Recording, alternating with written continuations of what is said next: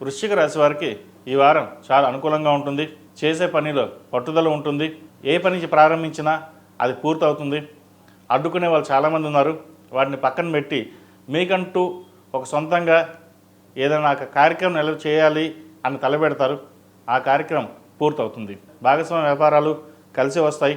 ఎప్పటి నుంచో పెండింగ్లో ఉన్న ఒక ప్రాజెక్టు ఈ వారం వచ్చే అవకాశం గోచరిస్తోంది.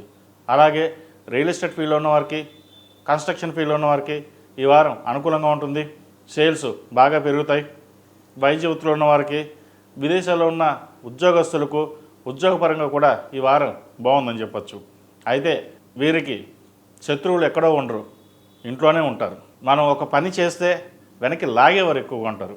కాబట్టి ఇంట్లో వాళ్ళు ఏం చెప్పినా సరే మీరు పట్టించుకోకుండా మీ పని మీరు చేయండి. 10 మంది 10 రకాలుగా చెప్తుంటారు. అన్నీ విని మనం చేయాలంటే కష్టం.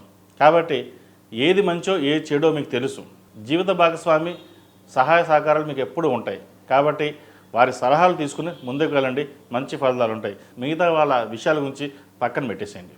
ఏది ఏమైనప్పటికీ ఈ వారం వీరికి చాలా బాగుందని చెప్పచ్చు. విద్యార్థులకు కాలం అనుకూలంగా ఉంది.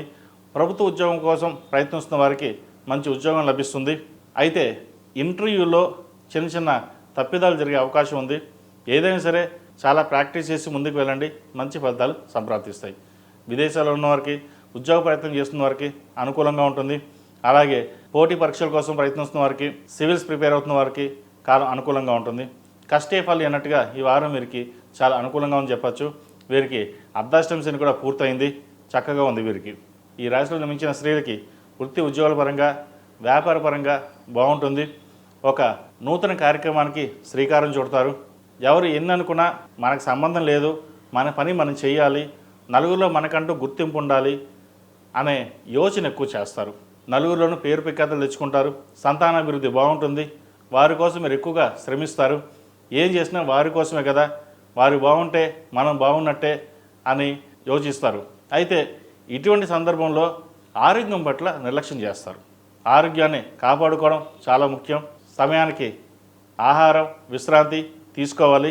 ఈ రాశిలో జన్మించిన వారికి కలిసి వచ్చే సంఖ్య 6, కలిసి వచ్చే రంగు తెలుపు.